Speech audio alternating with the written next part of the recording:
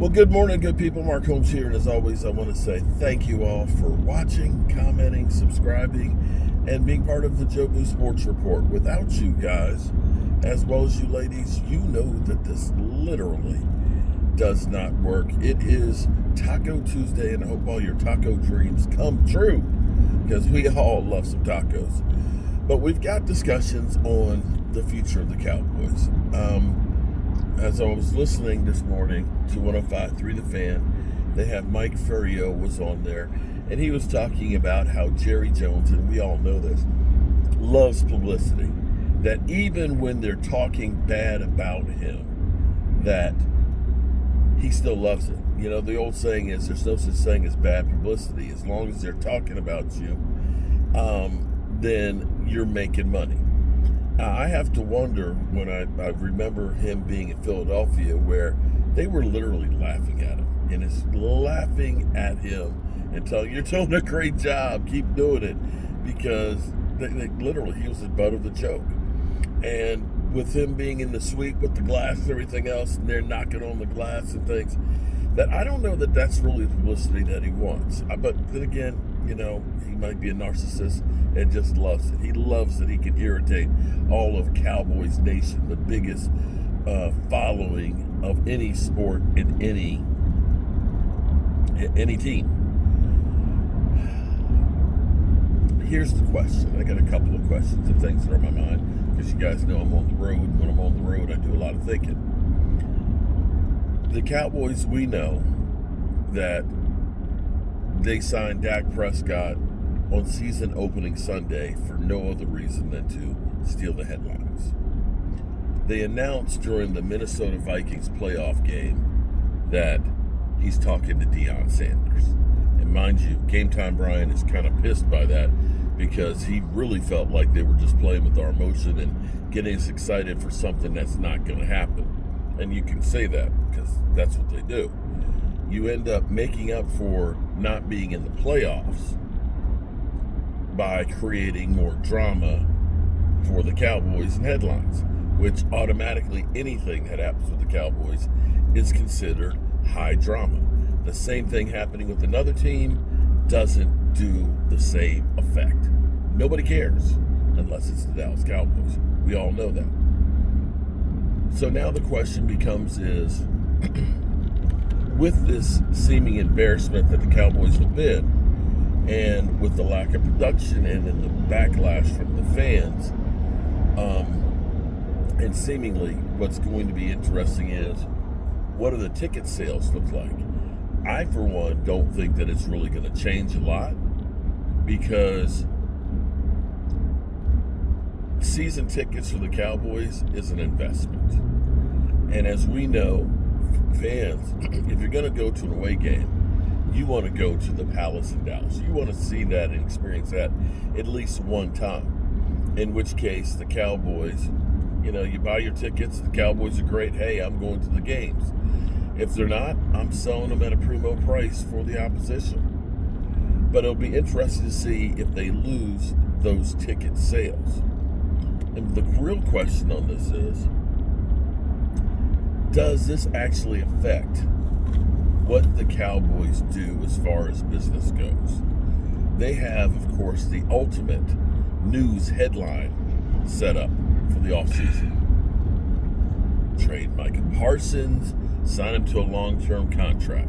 Micah Parsons, you know, if he gets flustered with the lack of movement, if he says anything, going, you know, and so on, we already have that by Micah Parsons coming hat in hand and saying, you know, I want to be here. Let's get this thing done. I don't have to be the highest paid. And if you have no activity, there's already a conversation about it. Do the Cowboys actually say, we're going to be about business and get it done so they can get some more money to actually try and make some moves to make the team better? Because that's the difference. What do you think, Mike? We got Michael Anthony Fitness Reaction Gig Economy. Are you still turned off by the Cowboys? Are you done for next year? Yeah. You got other things you could do on a Sunday that'll be definitely more I was profitable. just talking to a Cowboy fan, and he said he was turned off. So with the new coaching hires, none of that's made you say, okay, I'll give him a chance? You see what Kellen Moore did. Kellen Moore, who looks like he's the head coach of the New Orleans Saints. So we're going to see. Wait, he got the job?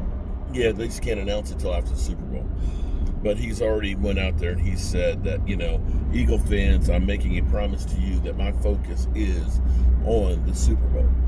Oh, come on. But we're hearing rumors of guys that he's looking to bring in for his coaching staff. Now, you know what would be the biggest bitch slap in the world do you play New Orleans this year? I can't remember. I don't think we do. Oh, I wish we would. But they might make a change if he does become the head coach. But you know what would be the ultimate smack in the face? Well, what? If Kellen Moore turns around New Orleans and the Cowboys are bad. I'm just happy he's not here.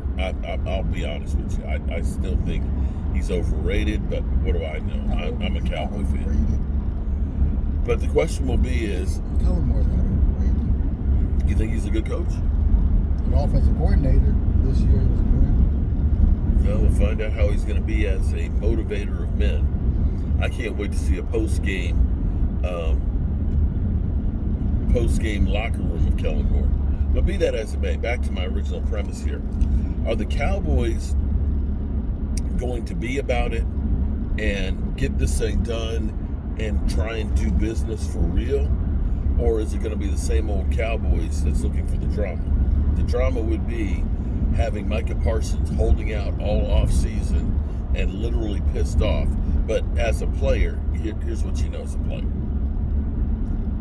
If you're Micah Parsons, if you're Dak Prescott, if you're CeeDee Lamb, all you really have to do is just wait. There's no point in just getting pissed off. You can look at it and say, at least I ain't got to do OTAs and training camp. And I'm going to get my money before the season starts. You're shaking your head. That's a bad way to look at it. Well, that's the way they look at it. No, you shouldn't look at it like that. I don't look at it that way. I'm just saying that's how. If I know I'm going to get paid eventually, I'm going to follow the program.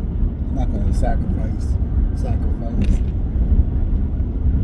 That Prescott didn't sacrifice his time. No. And he got paid. And he didn't raise his stink either. It's just like, hey. He just happened to get injured.